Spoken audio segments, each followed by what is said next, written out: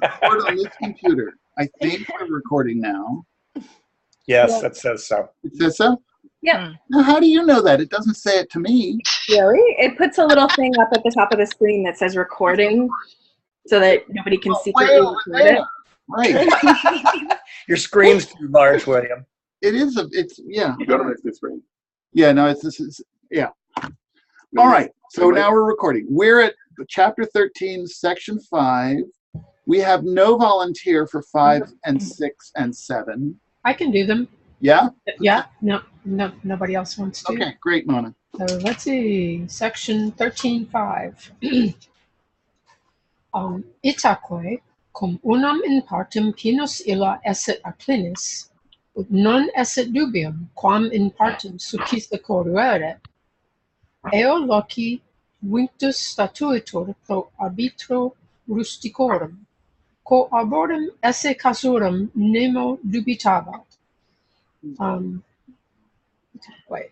And so, when that pine tree was leaning Acclinus to one side, so that there was no doubt, quam in partem succissa corrueret, in which direction it might fall, succissa having been cut. Good. He, Martin, I take it, having been bound, just was made to stand eoloki in this place, locative, right? Mm-hmm. By the wish. Sorry. I guess Ao I would have thought was ablative, and that and with a partitive genitive, with that of place. It's an adverb, isn't it? Ao? Yeah. Is it? Okay. I didn't know what to do with it. I thought it just went with walking. Yeah, I thought it was like to there of a place. Okay. I thought it was the adverb. Okay. And then lucky is just genitive, partitive genitive. Yeah. But it's the same. I mean, it certainly means at that place. There, at that place. Stand in this place pro arbitrio rusticorum, by the wish or the desire, judgment maybe of the country folks, of the rustics, in which, quo, no one was doubting that the tree would fall. Yeah, esse casurum, that the tree would fall. Yeah, with quo, I would just say where. Where? Right. I think both that ao and that quo, I guess, are pronouns converted into adverbs. I never really give them that much thought. But That's certainly the case for quo. I'd never thought of ao. The vocabulary help on Dickinson Classical Commentaries says eo loci dot quo, quote, in that place where loci is part of genitive. So I think it's on the right track. Right. Yeah, they're correlatives, but I think they're adverbial correlatives. I don't know. I'd want to look it up to like swear to it, but I know in Lewis' Short, ao is an adverb. It's that there, you know. Right. Okay. And the partitive genitive is because it's really in one area of the location. It's specifying. Is that really partitive genitive? Like it's kind of specifying that aspect of the place in which he's situated. Is that no? Like out of all the places that they could be, it's in that particular section of the area near the tree. He's being situated. He's being stood. I mean, I think it's so idiomatic that it probably doesn't even necessarily. You may be overthinking it, right? I just think it means. It's partitive. That's what you call it. Yeah. Good, Mona. Do you want to keep going? I have one question. Sorry, I just started Latin like 5 or 6 weeks ago. So, would you mind going once more over your translation of quo arborum esse casurum? So, or where, quo, no one, nemo, was doubting dubitabat, that the tree would fall, esse casurum. Well, Oh, okay. The Down at future that end of- participle, you may not have gotten to it yet. I haven't, not super Discussing familiar with that, but that's fine. I'll look it up. Thank you very much. Sorry to distract. So should we do number 6 in the 6? Keep going. Okay. Succedere egutor ipsi suam pinam ingenti gaudio laetitiaque. Then these pagans began to hew down their own pine tree with great joy and laetitia, like exuberance.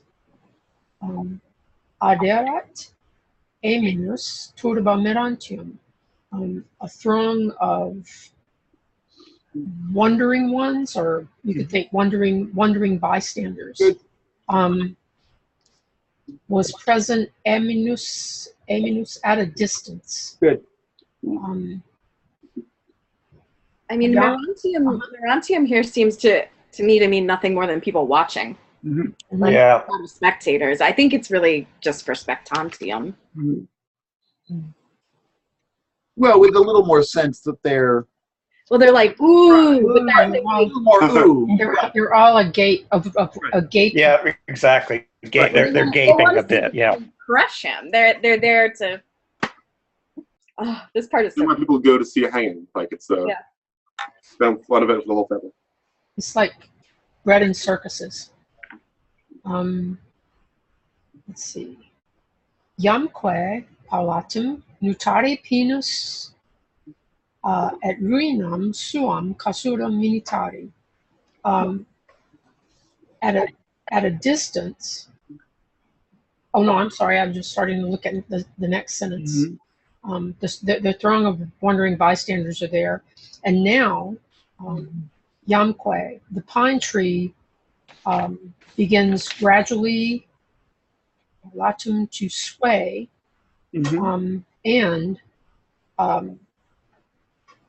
about to fall, kasura. You could say maybe its fall if you want to be less literal about it. About to fall, threatens to threaten its own ruin. Yes. Because Minitari is deponent. Mm-hmm. Yeah, okay. So now the next sentence. Halebant eminus monarchi et periculo iam propriore conteriti spem omnem fidemque pediderant. Solum Martini martyrdom expectantes. At a distance, eminus, the monks were growing pale, growing ashen. And now, with the danger propriore nearer, terrified, they had lost all hope and faith, awaiting the soul death of Martin, or maybe the single death. That sounds funny. The soul death. I think that it just means awaiting only the death of Martin. That's all they could expect. Yeah. It's really adverbial, right? Right.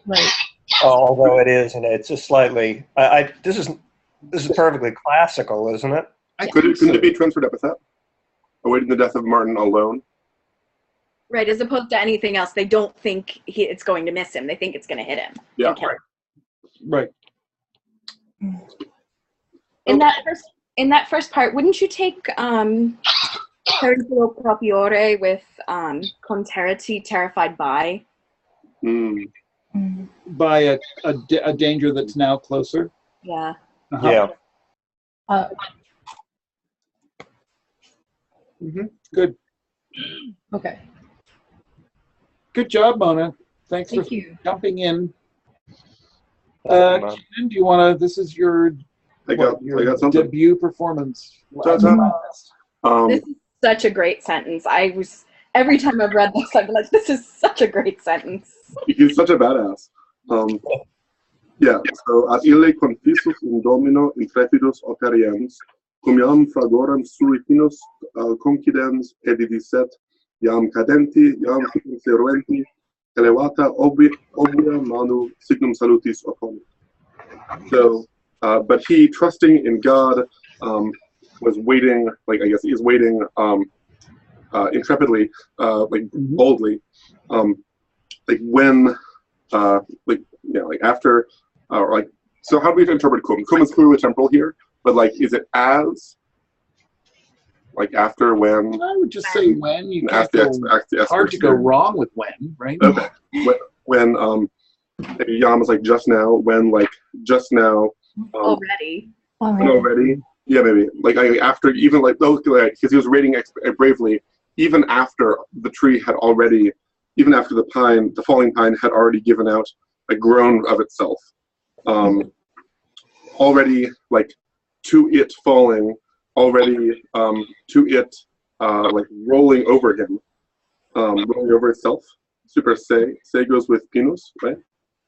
No, I think that's Martin. Tumbling over him. Tumbling over him. It's so this is something I know they probably told you this in like Latin class, that se is always a reflexive. So it really should be rolling over itself. The pine kind of like. In fact, they use it often when it's clear who's involved. They'll use it for like the subject of the general concept, right? So I think in fact I even thought that about that might be true about the suam ruinam, that it might be his ruin rather than the tree's ruin. Yeah, we went through this, I think, last time. Did we? Yeah. Say refers to the subject of. I thought it was his ruin to begin with, and Jen completely convinced me. All right, Jen, what? But the say is absolutely the way it should be. It's referring to the subject of the sentence. It's reflexive with the subject, which is Martin, right? Okay. And And so somewhat unusually, we haven't changed subject in the middle of the sentence, which it's Sulpicius does all the time. So it really refers to the semantic subject of the sentence rather than the syntactic. No, it's the grammatical subject. Martin is the grammatical subject of the sentence. The tree is not. The tree is David. But it could refer to the subject of the clause, right? No, not in Latin. Really? It refers to the subject of the sentence. It's very different from English, where they're called long distance reflexives. And I actually got into a fight with my linguistics TA when I was in an undergrad because he told me I was wrong about this. And I was like, excuse me, I don't make errors about Latin. I was an obnoxious undergrad. And he was like a grad student, so I thought it was totally justified. And I was right and he was wrong. But in Latin, that's what a linguist would call these, where if you have the grammatical subject of the sentence and then carry on into subordinate clauses and stuff like that, you still use the reflexive referring to the subject in Latin, unlike English where we really can't. And most languages you can't. Latin's actually really unusual in doing this. But there's no way it can refer to the tree. Okay.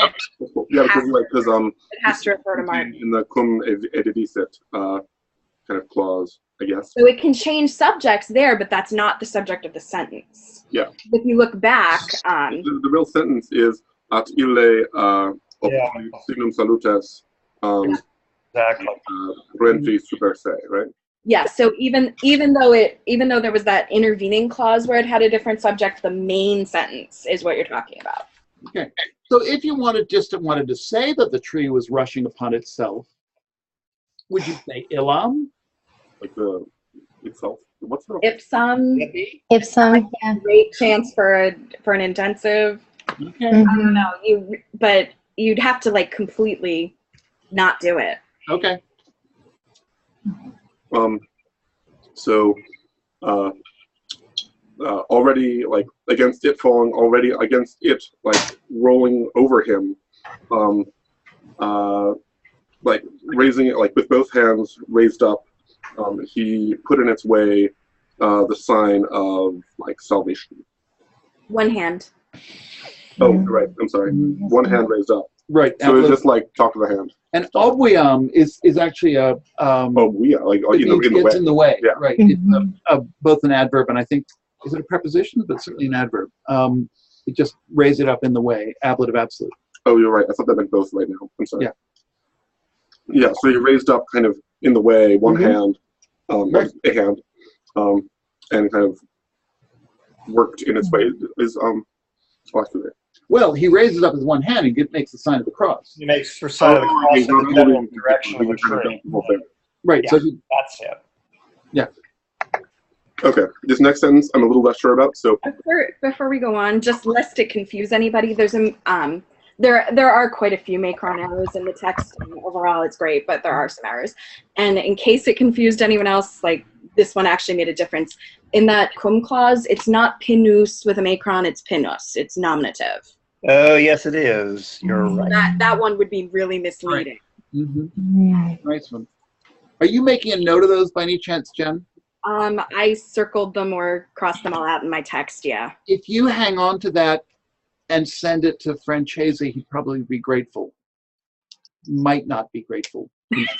I don't want to be like, here are all the errors you made. If you think about it, send it to me or something, and we can try and. There are a couple that he consistently marks in a way that I would not, so I'm sure those are on purpose, but there are some that are just errors. That sounds. Well, that one's clear, you know. Right. Good call. Okay. Okay, Kanan? so this next bit I'm like a little bit less sure about. So then in truth, you might think like presuppose essay or like imply essay.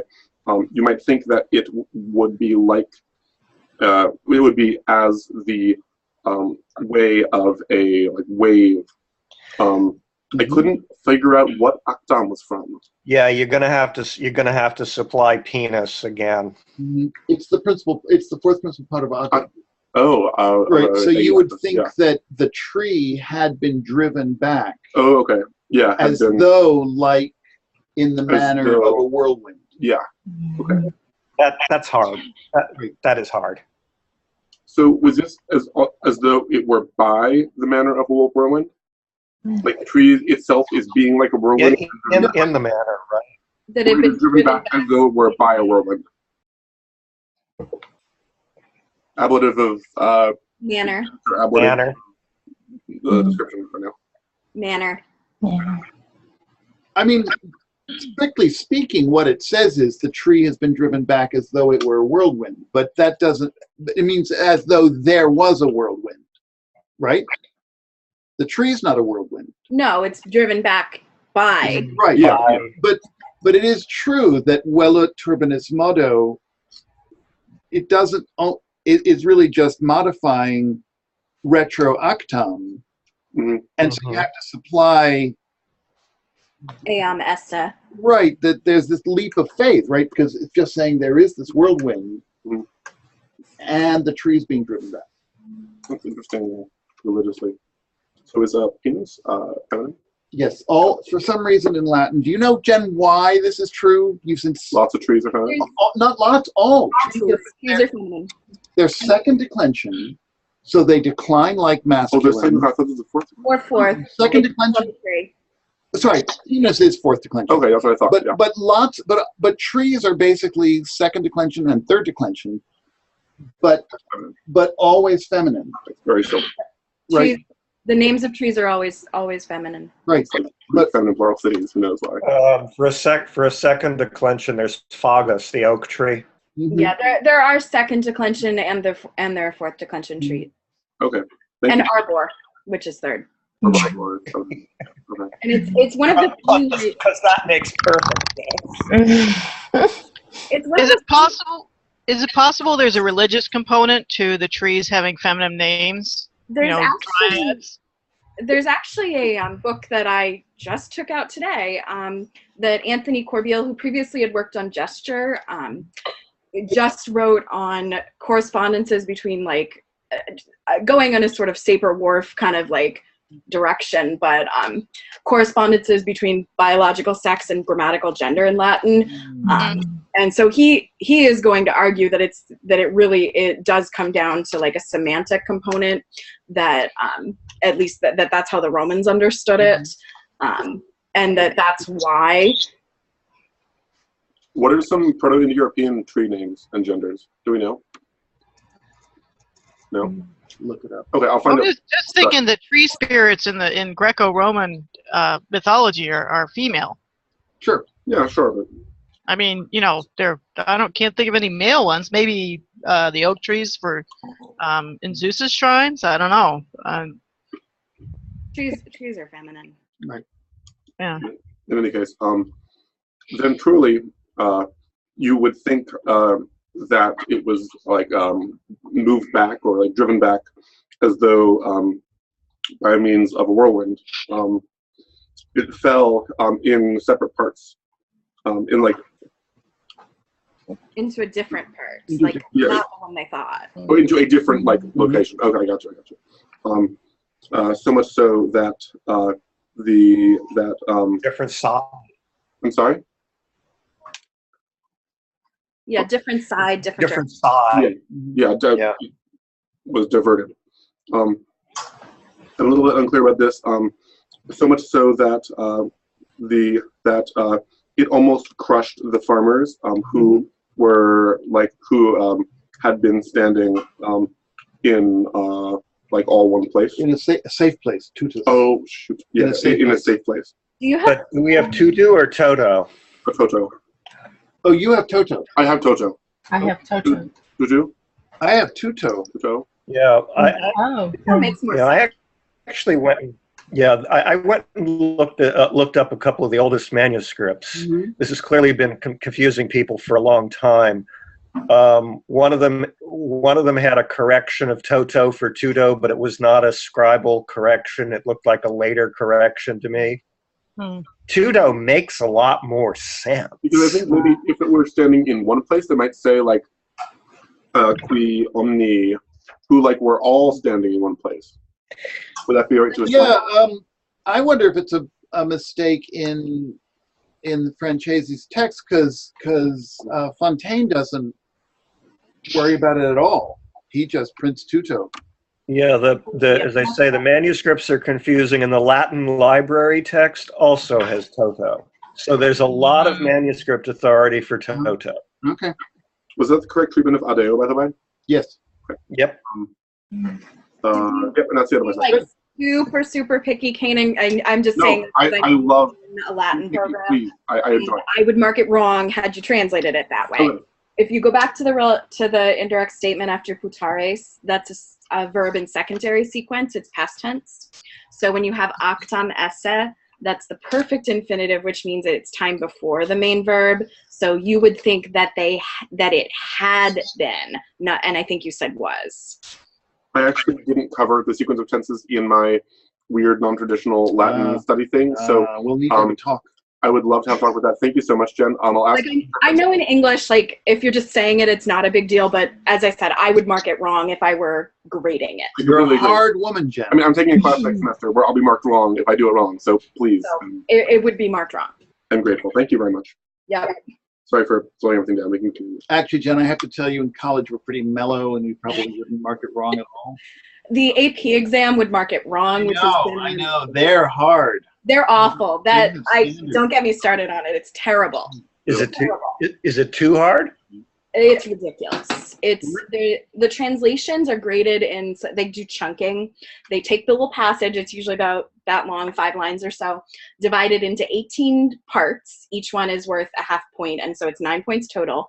And if anything within that word or 2 words or 3 words is wrong, so if you get the number wrong or you get the tense wrong, that entire section is wrong.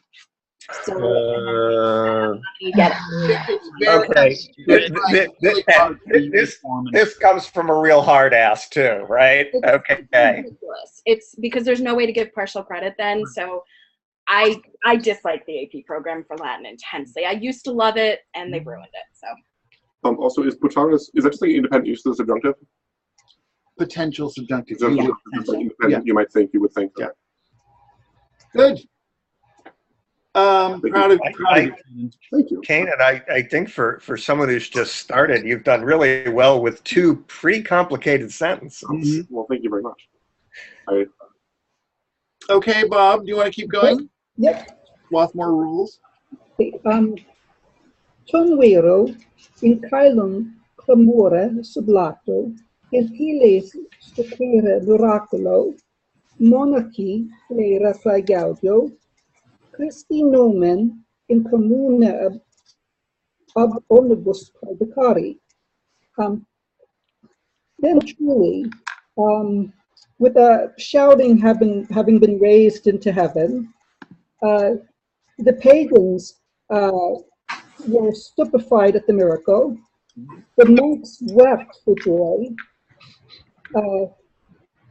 Christ's name was proclaimed in common by everyone. Good. Satisque constatit, LDA salutem illi remissa regioni. It was generally agreed that on that day, salvation had come to that region. Non nemo fere ex imani illa multitudine gentilium fuit, qui non in positione manus desiderata Dominum Iesum relicto in pietatis aurora credidere. For there was almost no one out of that immense crowd of pagans who, with the laying on of hands having been desired, and the error of impiety having been abandoned, did not believe in Lord Jesus. Good. Great. Et vere ante Martinum, pauci ad modum, immo haena nulli in illis regionibus, Christi nomen receperant. Also, truly, before Martin, just a few, or rather, almost no one in those regions had embraced the name of Christ. Good. Quod adeo virtutibus Elius exemploque convoluit, et iam ibe nullus locusit, qui non aut ecclesiis frequentissimis ad monasteriis sit repletus. Which name, by his miracles and example, grew so strong that already there was no place which has not been filled with either crowded churches or monasteries. Nim obe fama luxerat, statim ibe aut ecclesias, aut monasteria construebat.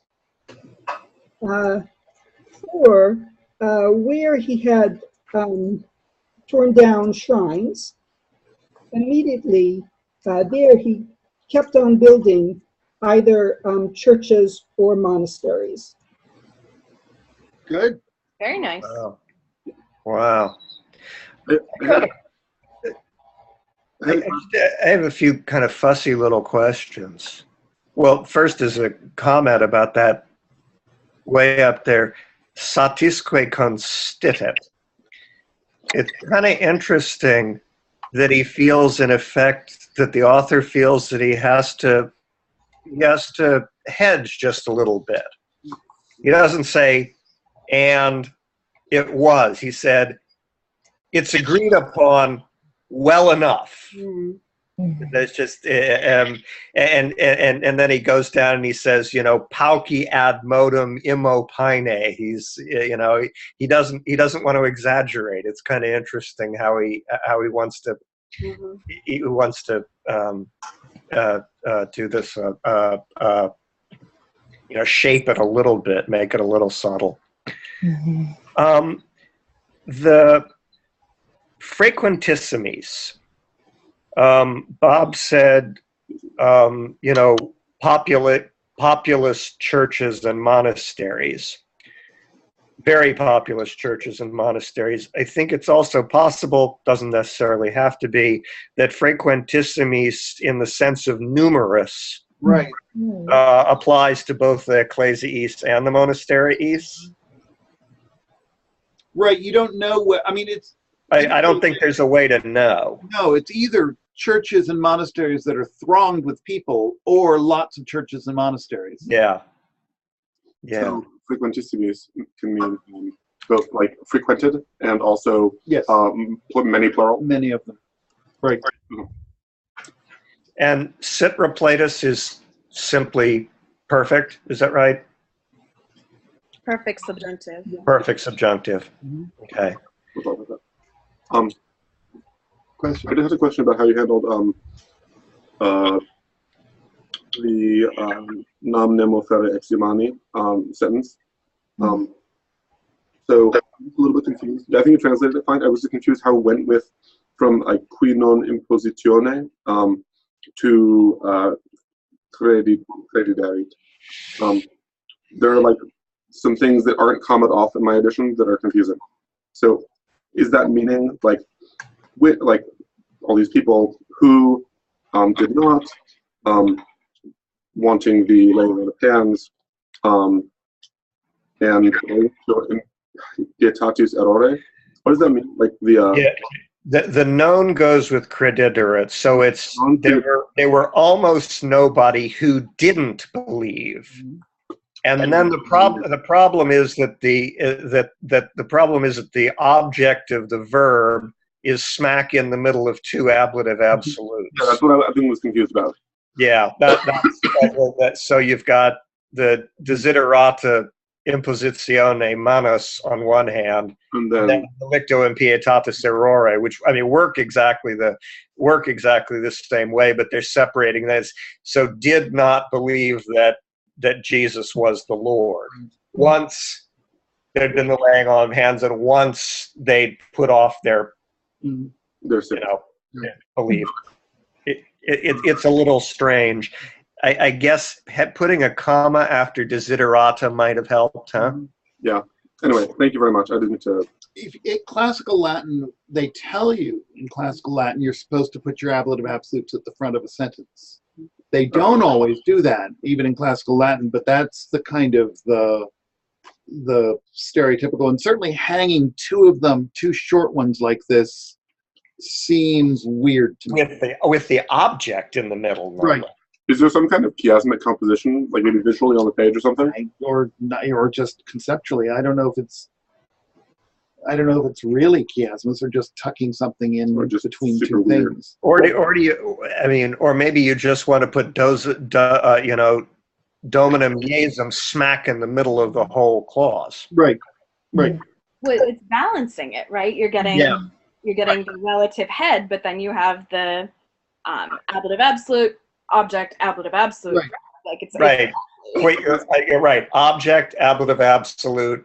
Sorry, subject, ablative absolute, object, ablative absolute, verb. Mm-hmm. So I guess really the only new thing it's doing is just jumping the object in between one of the absolutes, because it has to be at the front anyway, right? You can't have your ablative absolutes before the beginning of your relative clause, right? No. No? Object says no. Okay, thanks. Sorry. For a fairly short clause, it's kind of weird to have two ablative absolutes. Right. I mean, this, Mhm. I would say.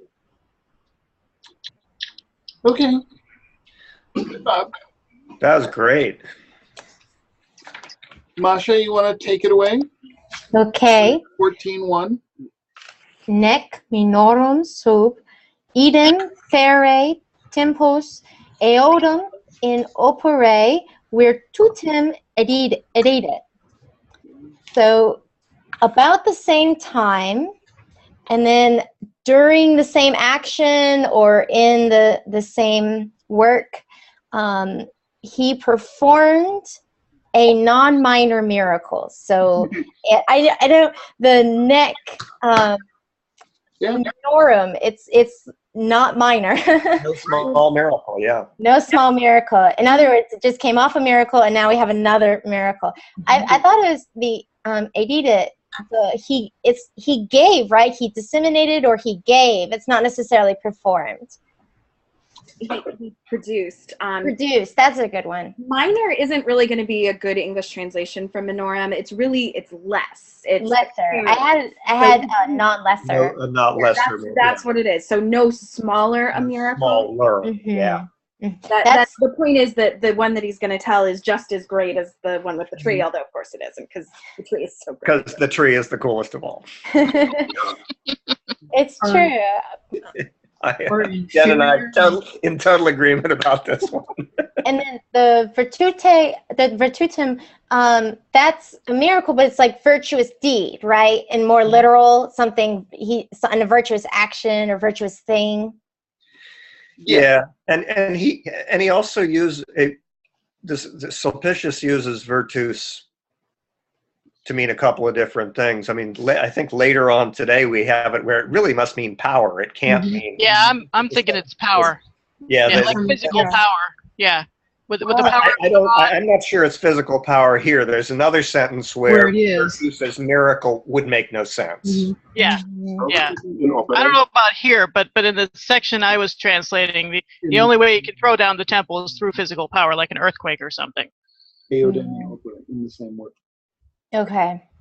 So, but that specifically that manorum, I knew that it was lesser, but it was trying to get into English mode. That was just was fighting me. So, okay. So the next sentence, nam cum in vico quodam fano interquissimo et caliberrimo ignem immiscet in proximum imo adherentum domum agente vento flammarum globi feribontur. Masha, your reading was much better this week. I rehearsed a great deal, actually. It was very Yeah. Thank you. You told me about the audio, and that helped so much because I just needed somebody to do it right. So thank you. So good job. Okay.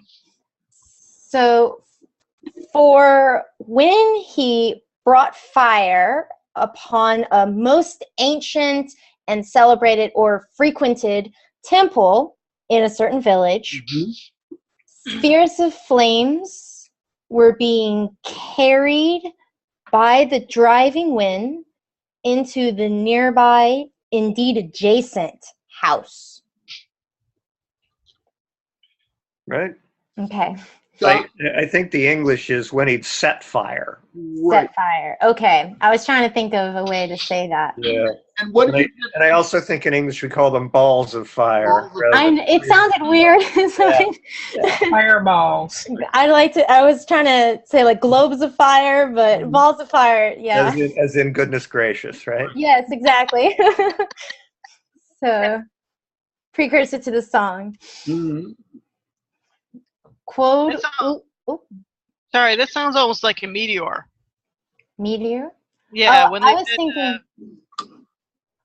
No, it's just the fire is he sets fire to one building and it's gonna catch the other one, right? Stuff is flying into the air and I was dropping. thinking like really large sparks, like sparks flying and things like that. Right. In reality, right, it's just one fire the fire in one building is threatening to spread to another building. Right. It's not really a ball of fire. Unless there was an explosion.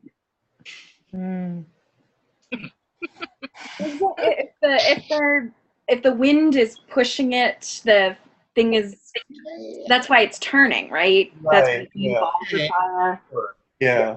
And we're viewing this through a miracle lens. Right. So like sparks, balls of fire. Exactly. Probably not a big deal. Well, the miracle isn't the actual balls of fire. No, I it's a think miracle it's just story. dramatic. It's just it's overwritten.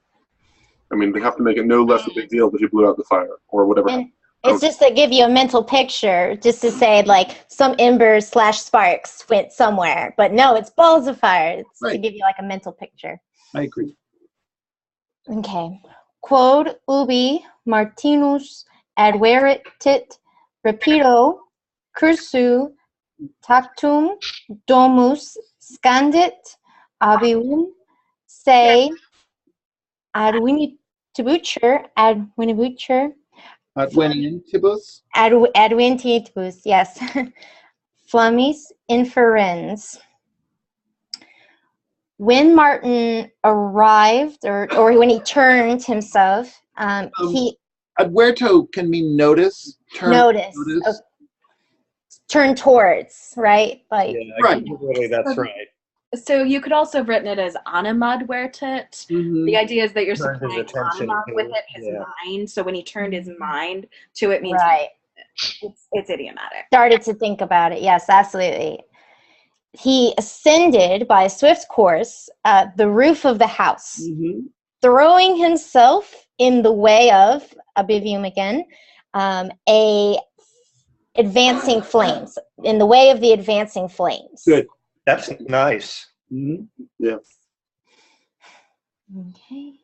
And then, tum vero mirum in modum cerneres contra vim vinti ignem retor query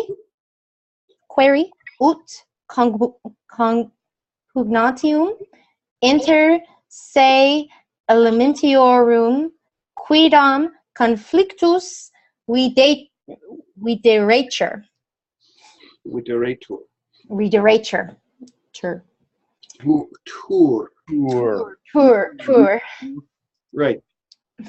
Because we're no longer, for the purposes of medieval Latin, we're no longer American.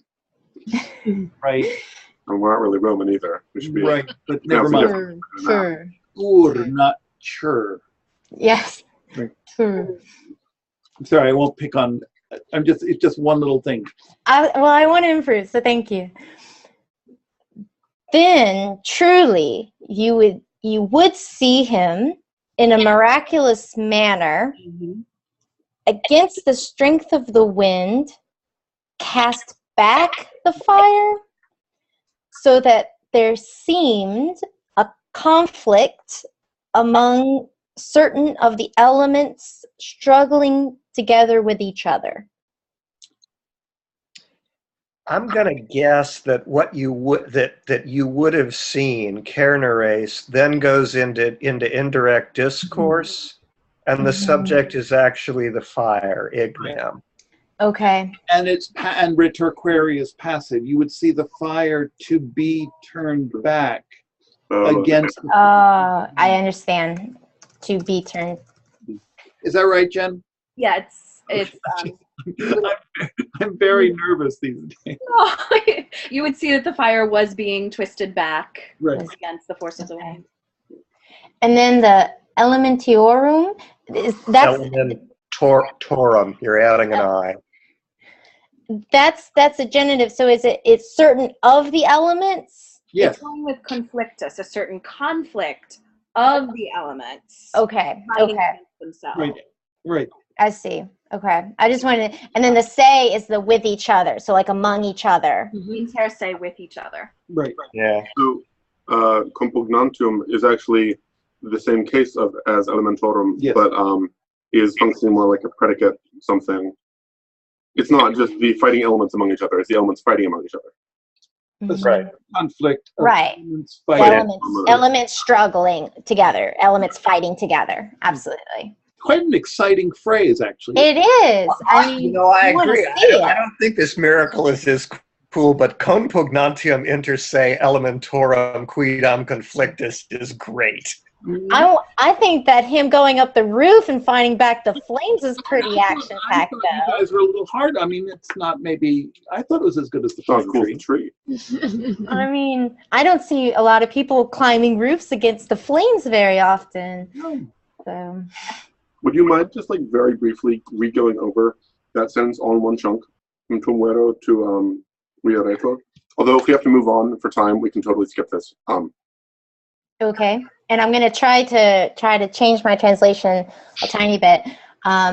Then truly you would see him, or would you would see the fire? Yes. You see the fire in a miraculous manner against the wind, be turned back, to be turned back, so that there seemed a conflict among certain of the elements struggling or fighting together with each other.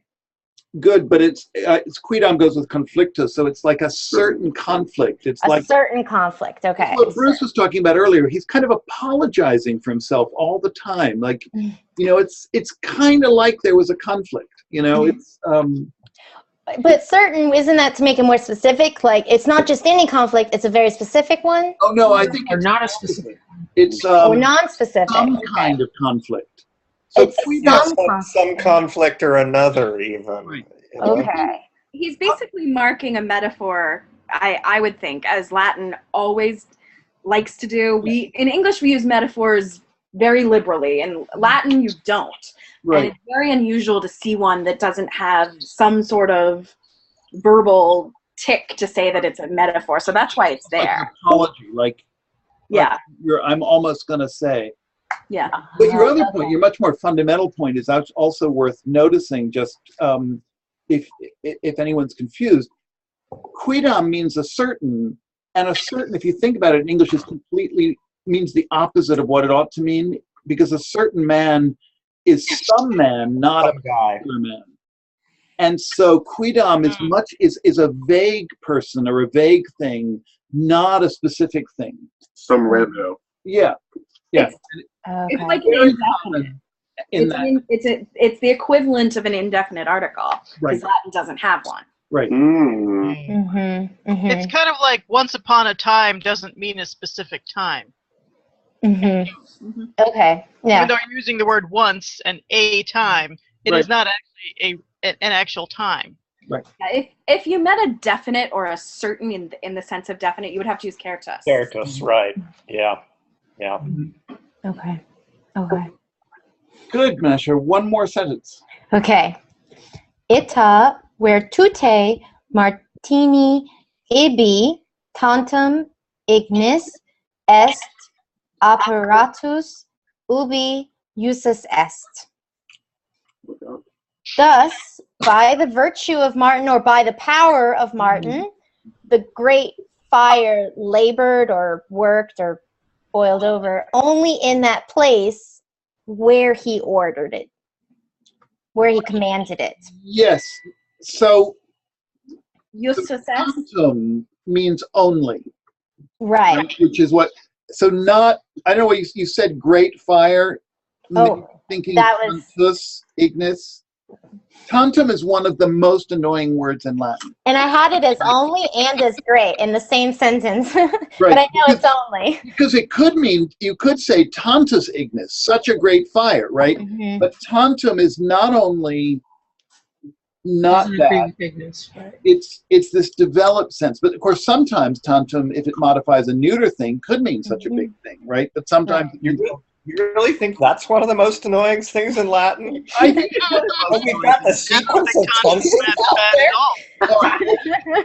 We're going to have a whole session on the most annoying things in Latin. Well, I But think we're spoiled for choice there. yeah, Gerundives? Yeah. Conditionals. Doesn't decline. Conditionals for sure. And then Masha, do you want to try the end of that sentence again? I think you missed the voice. Ubi justus est. The subject isn't Martin. It's the fire. Okay. Right. But so usus est, that's am I just completely wrong that that's commanded or ordered? Does mean to order, but it's not Okay. when Martin ordered it. It's where Right. it Be fire ordered. was It's ordered. as a passive, right? Mhm. Yeah. Right, exactly. So I think I might have made it too Englishized, but where the fire was ordered. There you Yes, absolutely. So as far as apparatus, I know it's like work or labored, but is there a better English word where the fire basically continued to go, like burn? Did its job. Did its job, right? yeah, Did what fires do, yeah. I think so. Okay, right. okay. Good. All right. Thank you. Thank you, Masha. So what happens next? Paula. Yep, that's me. Okay. Whoop. Here. In vico autem, cui leprosum nomen est. Do you want me to just read the whole thing and then? I would, yeah, I guess so. take Okay. it whatever you feel best with. Yeah, and just we'll go in sections. Cum itidem templum opulentissimum superstitionem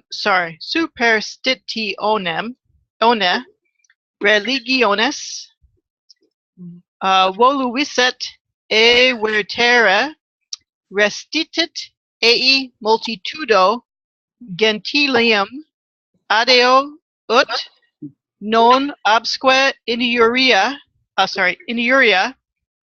stit repulsus. Good. Okay. But in this small provincial town, of which the name is Leprosum, when he had wished to throw down the temple, and I saw the note, this is, I translated opulentissimum, most opulently ornamented by the superstition of religion. Mm-hmm. Okay, because he had it pagan superstition, and I'm like, I don't see pagan anywhere here. Well, I think that I think that's his interpretation of superstitione, right? In other words, it's the Christian, Sulpicius's Christian interpretation. I can't explain this. Wait. No, I know what you're saying. I know why he said it. There are two reasons why I disagree with it. One is that superstitione is not really modifying religionis in that way, is it?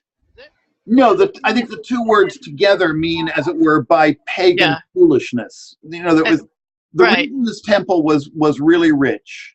Right. Really well ornamented, is that a lot of stupid pagans have been giving money to it, right? Right. So it's by the you just have to break away from literal translation. The other thing is that I think pagan superstition is a little anachronistic. I mean, I think the conflict that this both Sulpicius and Martin are engaged in is much more immediate. There's like a subconscious acknowledgement that the enemy still has a big draw on people's hearts. Yes. And so there's like a subconscious acknowledgement that it is a legitimate religious institution. It's still the mainstream.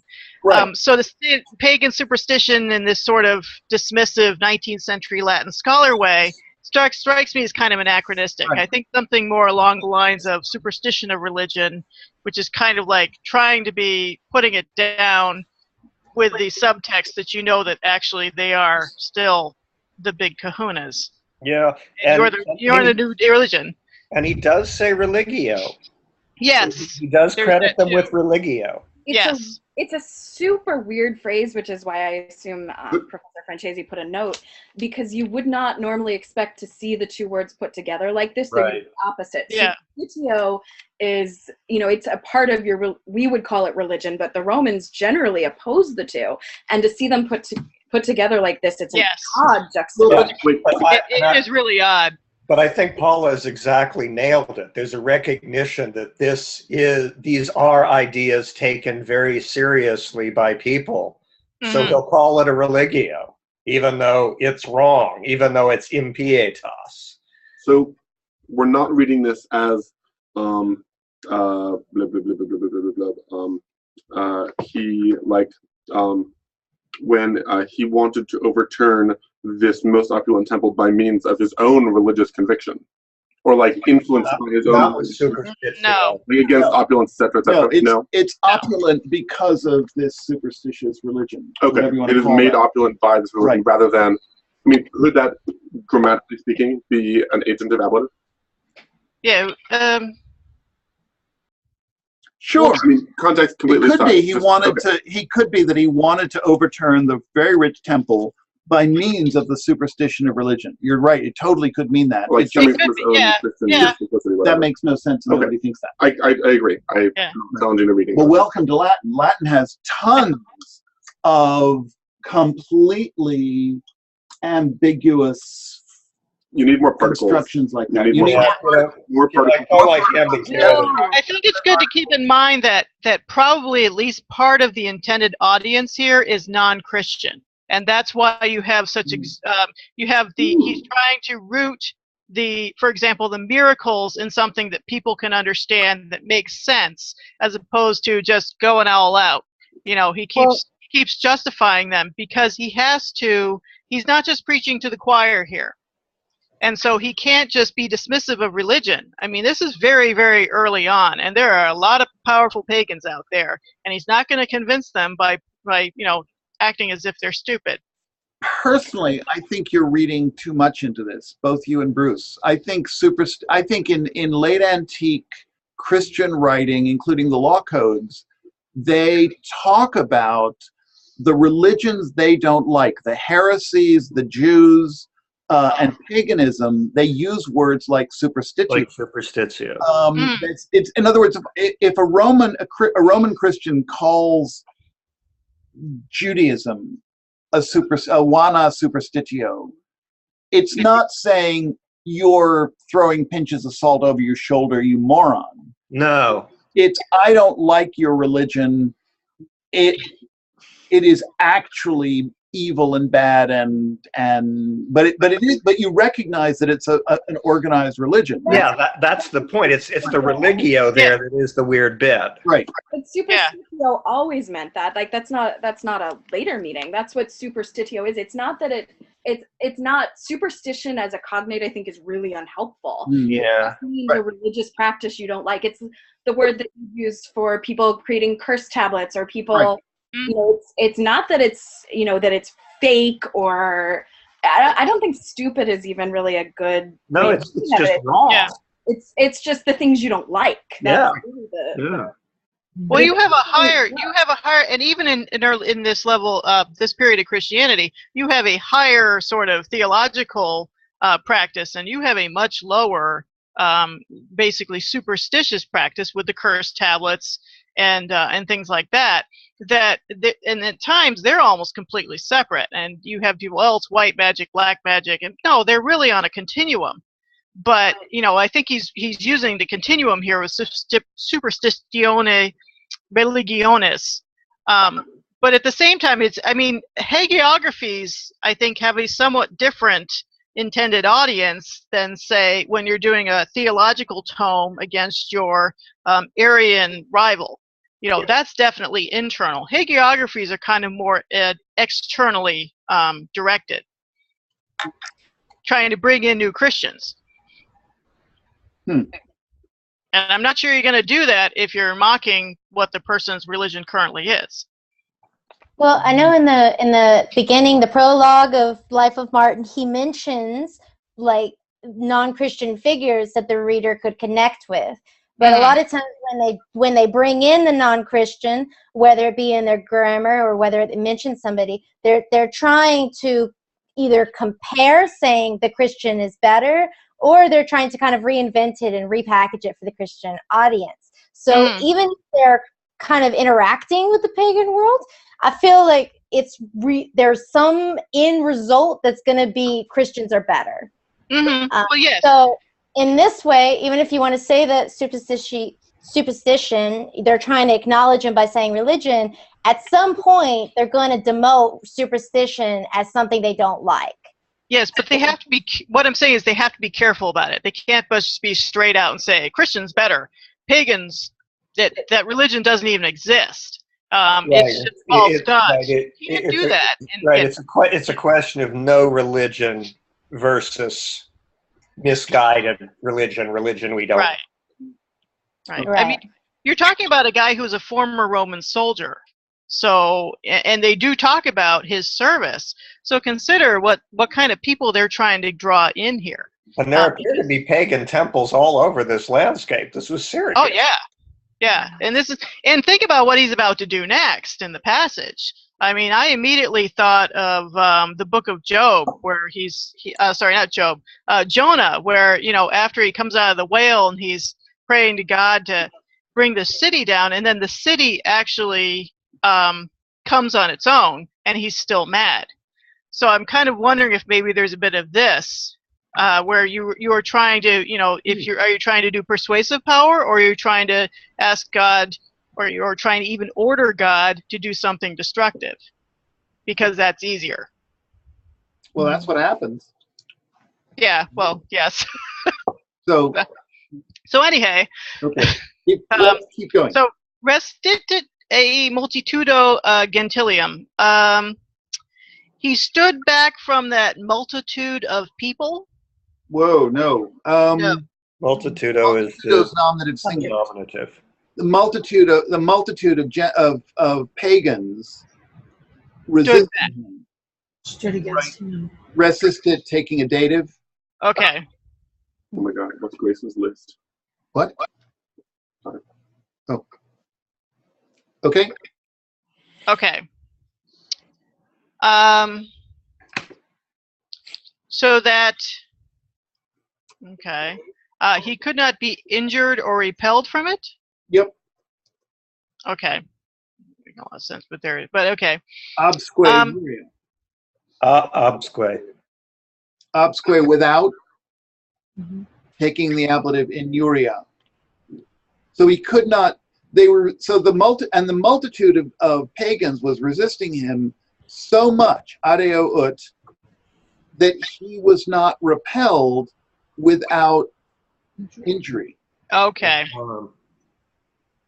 Right? Yeah. Yeah. Yeah. I see that. Yeah. And it does have to mean that he was actually injured, right? Or at least it should. Seems like it, yeah. It's a He was perfect actually subject, physically.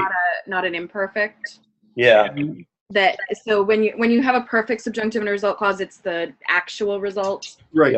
And Sulpicius seems to be very careful about those. So he was not repelled without an injury. Without injury.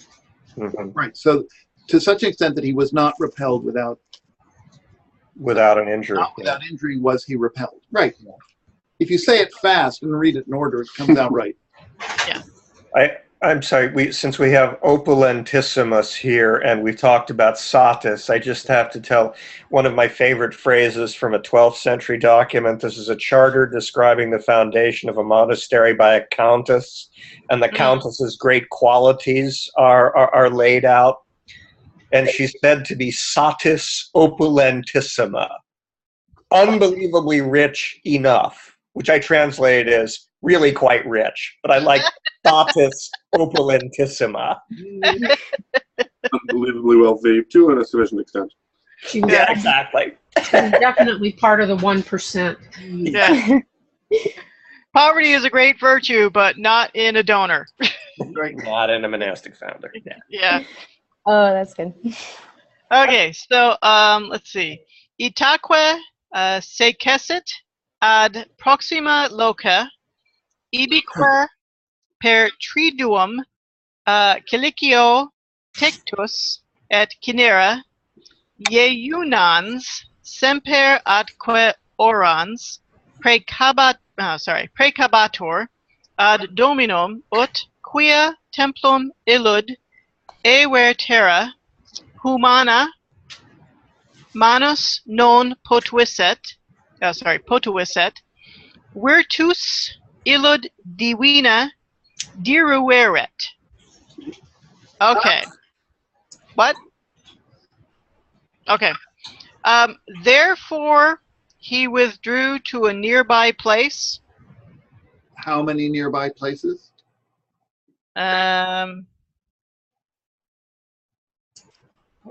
I thought it was one nearby place. No, you're right. Two nearby places. Places nearby. It doesn't really make a lot of sense. The single most fundamental thing irritating Locum, about yeah. Latin is too many words end in A. Right? So Yeah.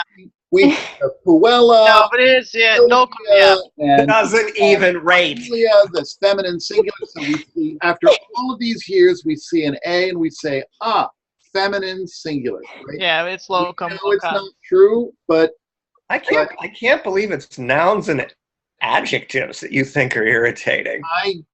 My God, the verbs? The verbs are so easy compared to Greek. Yes, oh my God. Preach, All right. Jen. Sorry. Anyway, But so not- you withdrew to nearby Yeah, places. but the nouns are very easy compared to Greek too. I mean, come on. all the morphology is easy compared to Greek. But loka doesn't really mean places in the plural. It really means the nearby region. Yeah, that's true. Okay. Because if it was places, it would be masculine. It changes gender in the plural if it means region. Ooh, Okay. okay. All right. And Yeah. there. What? I didn't catch that at all. That's amazing. Oh, so it's masculine in the singular, right? Lokos, loki, masculine. Yeah, but I didn't think about it. Loki, masculine plural, means places, often in the sense of literary passages. But loka, region, it's one of the original kind of neuter ideas where it's really the collection that meant one thing and goes back to an Indo-European idea of why neuter plurals exist. That's why they can take like singular verbs in Greek, because they're often collectives. Yeah, Okay. I didn't know that. That's so cool. I neither. that's really Like cool. they turn their back, and it's multiple backs, but it's one back. Okay. Okay. All right. And there through 3 days of prayer, is this the Easter Triduum? Not necessarily. I think it's I noticed it, but I was just thinking, you know, I kept, when I was looking it up, because I was like, this sounds really familiar, like Brendan familiar. And I was wondering if it was a specific thing. And the Easter Triduum, the Easter period kept coming up. Triduum consists Brendan. of a 3-day period. yeah, I think it. I mean, Is it too early for that? I think the reference is probably certainly there, but I don't think there's any sign that this has to be taking place at Easter At time. Easter, they didn't hint at that before. Okay, so it's just the usual, it's a 3-day period, we're evoking Easter kind of thing? Right. Okay. All right. In a hair shirt covered and by ash, fasting and praying, he prayed to God that, okay, because a human hand could not throw down that temple, let divine power destroy it. It's awfully quiet over there. Potu Iset. I don't know. I guess I'm focusing on that last thing. Switching to a kind of hortatory subjunctive at the end, I think, isn't necessary. Great job. But at this point, I'm just going to call These are all results. These are both results, right? Right. That's a command. because he had What? the human hand had not been able to overthrow the temple. Yeah, that Potu. That's a Potu Iset. That's a pluperfect. Right. The Uda is in a result clause. It's an indirect command. Right. He was The- praying to God that blah, blah, blah. Oh. That divine virtue should destroy it. Right. So actually, the hortatory subjunctive is kind of right but wrong at the same time. What is Well, that's why they're together. You know, that's why they're both subjunctives. It's Right. the same idea. It's just this is the subordinated one. Right. what does Yeah. Pekabator mean? He was Hmm? praying. He was praying. Prekor. Oh, Pekor. It's Tepona. Yeah. Yes. So I think other than Jen, don't we think that's all? Everything's fine. A picky Latin teacher, if we knew any, might No, we don't know any of those. might want you to be more imperfect about precabator, right? He was praying to the Lord, right? Treat to him. Okay. When you can Really make doing it, so he kept praying. right, you don't have to say started praying, kept on praying, but if you just make it imperfect without doing real violence to English, it's just really good practice. I've been trying my whole life to be real, to care more about the difference between perfect and imperfect than I do. So But isn't that already implied by the through 3 days of prayer?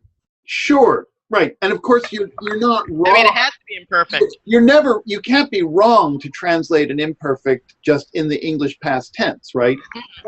It's Can be.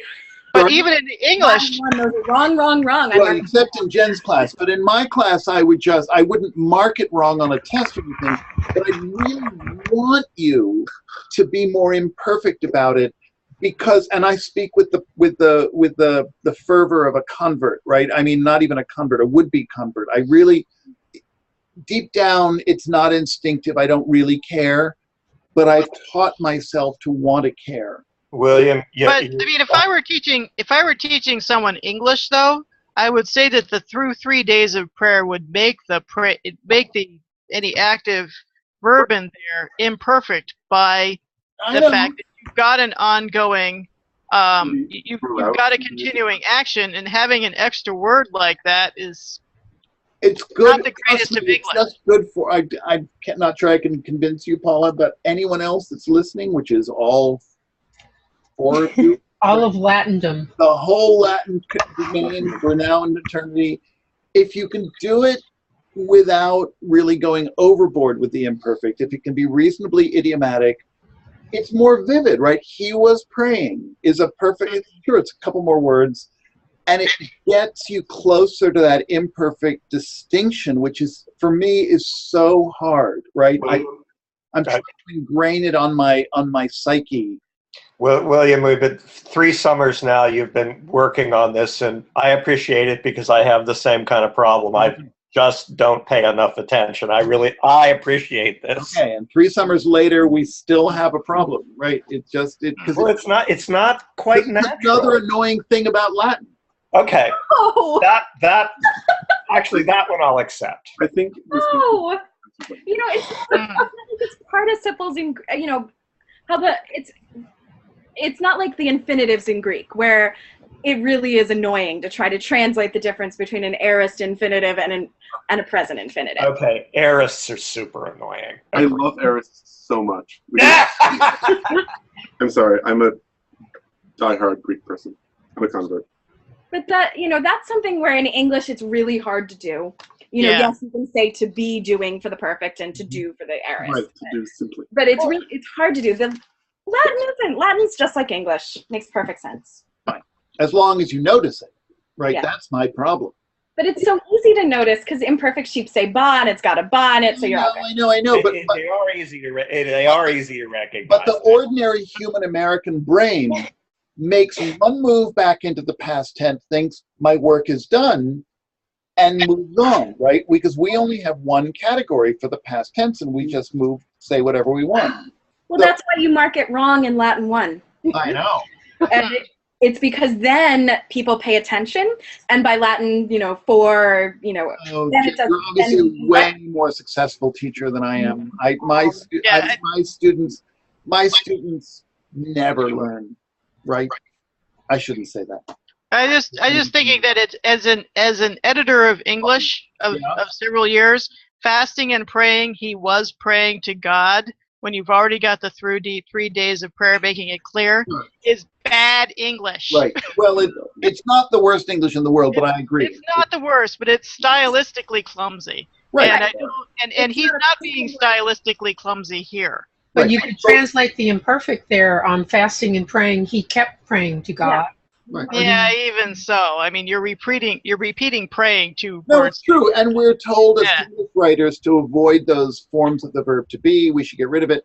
But this is where, after all, we're translating to ourselves in translationese. We're not trying to, we're not. Yeah. No one's paying you to translate here. Right. If someone's paying you, then you rewrite things and you do things and you make it English, but not when you're translating in a class to prove you understood the Latin. Right. Well, and to try and try and savor the Latin. That's what I find. Yeah. You really want to. That's why we have these elaborate phrases sometimes for our Latin translations, because we want to sort of replicate. When I'm good, I'm allowed to teach a sort of second year college Latin course, and I give exams, and I want as literal as you can be and have it still be close to English. But I do a separate assignment entirely, which is a take home, which is take 1 week's worth of Latin that we went through and do it in really good idiomatic English. And then I hand it back to them, and then I make a whole bunch of comments on it and hand it back to it and say, work on it some more. That's a very different thing. Both are important, but it is a very different thing. Right. I must say that I'm highly annoyed that German doesn't have an imperfect tense. So there's just like mind warp. every time you try to think of something that you want to say, that it needs the imperfect, and I think of my Latin fondly then, because I think, God, if only they had this. Now, if we're talking about the general annoyance levels of languages, Hmm. overall, Hmm. I don't think Latin's got anything on German. No. German is fine. You got Again, German's just. All right, it's class. I beautiful. think English is one of the worst. Verbs come at the end. It's so Well, bad. multiple here's the- choice again. As long as it isn't Greek. How far are we going? We're gonna Just get to curiosity. the end of 14. I think. Okay. If it kills us. Well, we will. Mona, are you ready Okay. to do Yeah. This is sentence. And now take it away, Mona. Okay. This is sentence 5. Mhm. Dum subito du angeli astati atque scutati instar militiae caelestis se obtulerunt, dicentes mistos se ad dominum, ut rusticam multitudinem fugarent, praesidiumque Martino ferent. Ne quis dum templum diruretur obsisteret.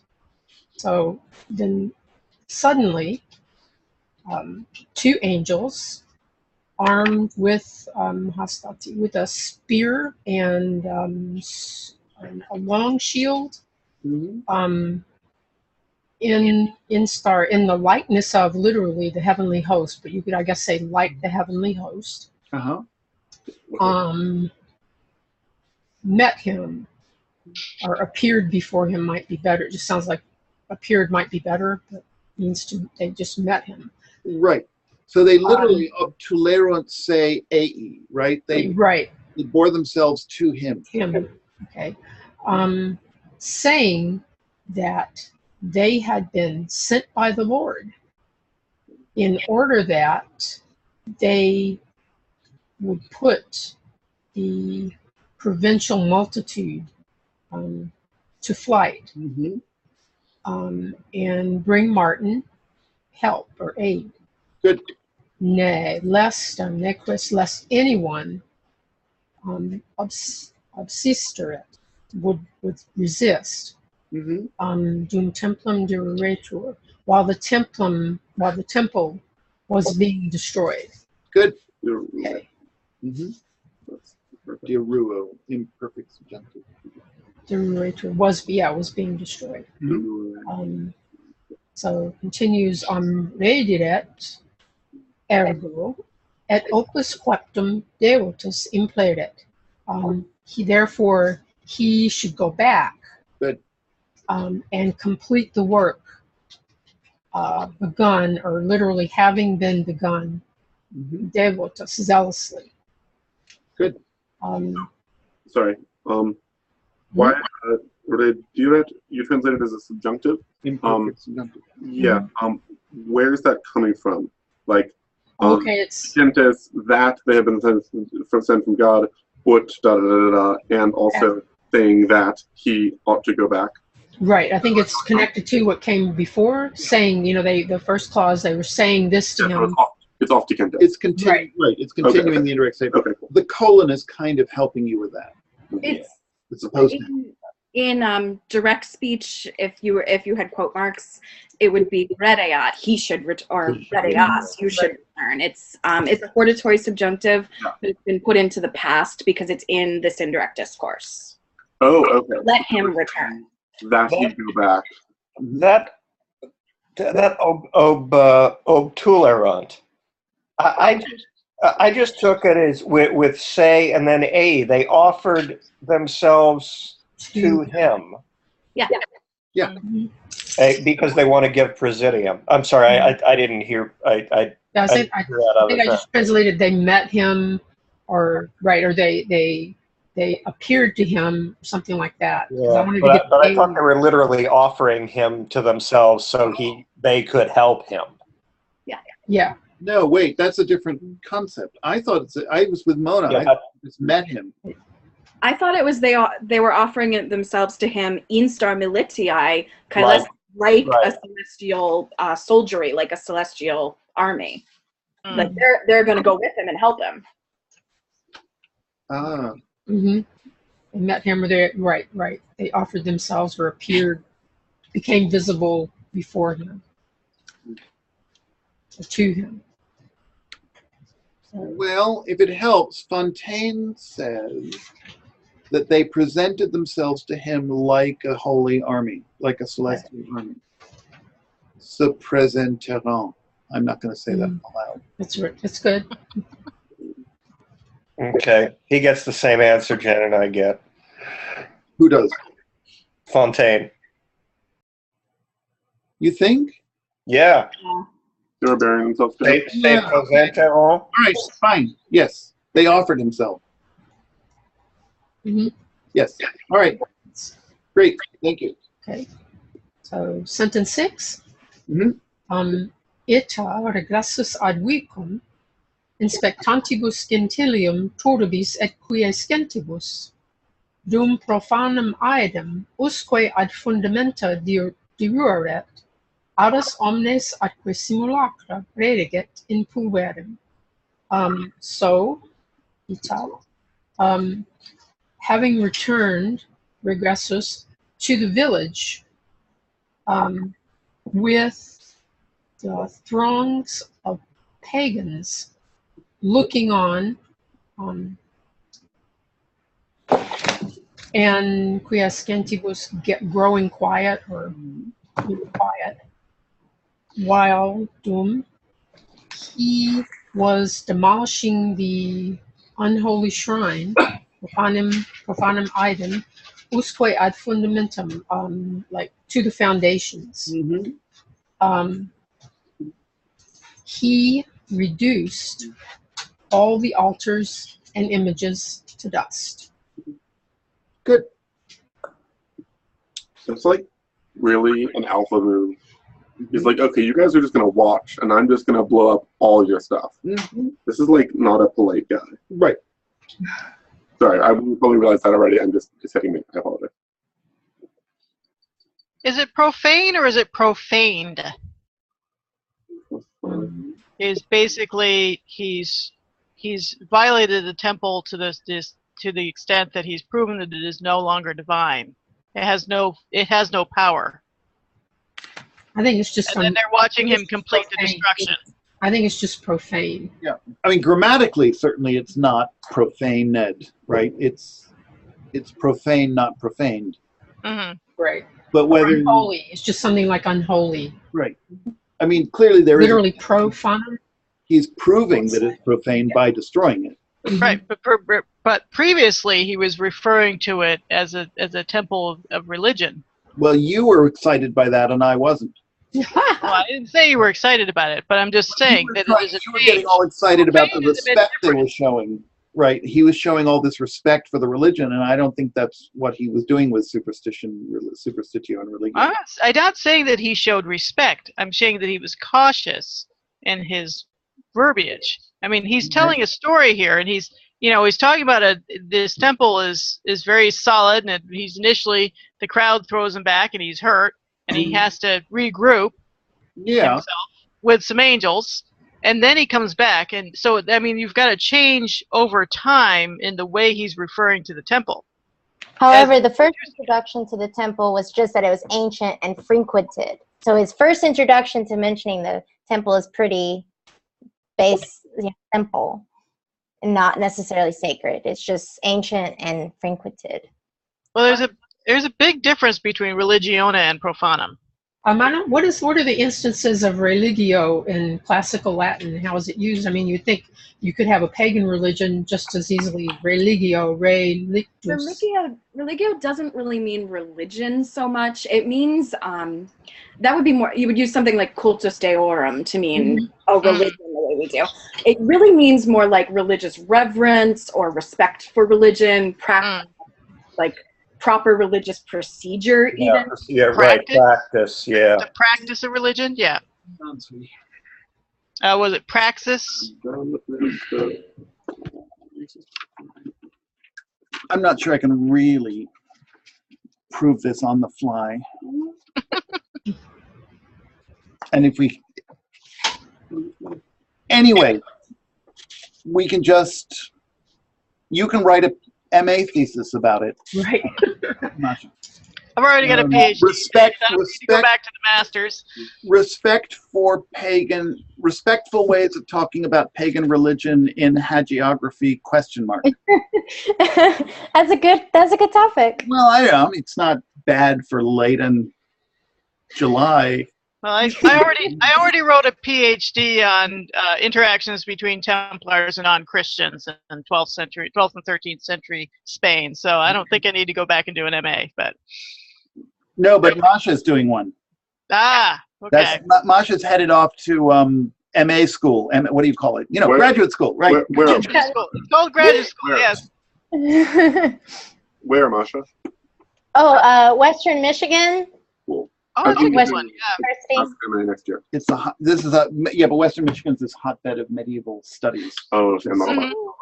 It is. Yeah. Yeah, it's a great place to do what you want to do. Okay, we're digressing. I've lost my place. We always digress. Keep that topic though. That's a good one. And of course, you can argue the opposite: the fact that they're not being respectful in the least. So Right. it's a good topic. The Well, you whole can do both. pulverizing of their temples. You can do both. Yeah, you can respect it sometimes and disrespect it other times. So it's all in the art of Yeah. talking about non-Christians. I still think there are a lot of potential UNESCO World Heritage sites that were present in these temples. Well, keep in mind that they demolish the temples, but then they build a church right on top of it, That's which true. tells you something about their acknowledgement. That's a tacit acknowledgement that it's sacred space, and that they have to negate the power of the temple even after it's rubble by putting a church right on top of it. Or they want the pagans not to go back to that sacred spot. They want them, if they're going to go, they have to go to a church. That spot is no longer a spot. That's still acknowledgement, practical or otherwise, that there's a power there. That I think is clear. And the different range of responses to pagan cult, including incorporating the pagan temples, right? Which they do. At Yeah. least in, Those are pretty good. they just Lost right. Sometimes they don't even get knocked down, right? Right, they just move in. Yeah. Right. Mhm. Um, Yeah, that's very, yeah. And nobody, as far as I can make out, quite understands why they sometimes destroy and why they sometimes just move in and redecorate, so to speak. And I thinking- would think, And the angels relief. I think if you look at the Crusader period, it really comes down to individuals and who's involved personally and how they feel. I mean, there's a wide range of belief and a wide range of tolerance, and it really, I really did think it comes down to that. But for the early Middle Ages, it's rather a more complicated question since you are in since you are in the missionary period still. And I'm I don't know thinking- that it's any more. It's just different complicated. Okay. I was thinking about the miracle with the grave, the pagan grave, and then they find out, oh no, this person was just a commoner that didn't have any power. So that's kind of like another response where they're not demolishing and they're not moving in, they're just demystifying basically. So, He wasn't a pagan. They thought he was a Christian. He was a Christian, Yeah. wasn't he? Christian, yeah, but it turned out to be different. It's like Right. answering that superstitious question almost. Maybe that's the wrong word for it. But. Well, you've also got that tension is that some of these early saints appear to have a lot of power of their own, and you have to explain that by how the power is really coming from God. But because you're still in sort of the late pagan period, you have some of these people that the populace are sort of looking at them almost as minor deities. So there's a lot of tensions. There are a lot of tensions going on here because you're really in a very liminal period.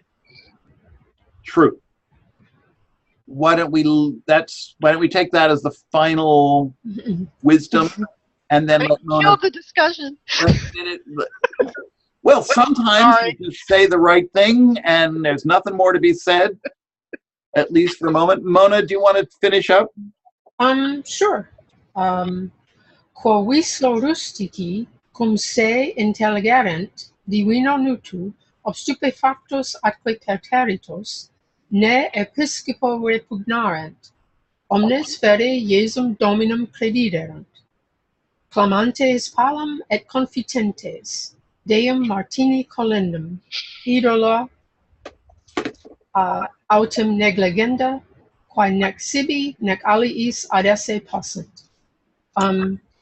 Quoviso, which thing having been seen, or after this was seen, rustici, the peasants, the rustics, since they understood that they were rendered senseless and perteritos, stupefied or terrified through or by the divine will, lest they would oppose the bishop, Piscopo repugnaret, almost all believed in the Lord Jesus. Mm-hmm.